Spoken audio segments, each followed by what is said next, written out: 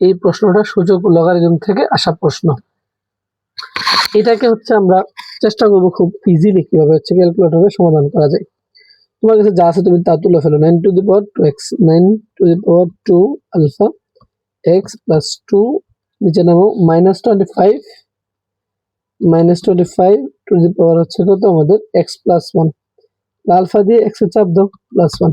আমি এখন হচ্ছে ইকুয়াল 0 তুলবো না এখানে। কেন তুলবো না? আমরা অপশন টেস্ট করার চেষ্টা করবো।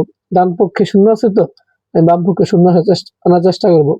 দেখবো যে এই x এর মান কত বসাইলে শূন্য আসে আমাদের। আমি হচ্ছে কি করবো, এই কেলে চাপ দেবো, কেলে দিয়ে বলছে x ইকুয়াল হোয়াট, তুমি x এর মান -2 বসায় দেখো, ইকুয়ালে চাপ দাও, শূন্য আসছে? আসে নাই। তাহলে আবার কেলে চাপ দাও, আবার কি আছে -1, তুমি -1টা বসো, ইকুয়ালে চাপ দাও, দেখো -1 এর জন্য কত আসছে? শূন্য আসছে না, সেই জন্য এই -1 কি হবে? সত্য হবে।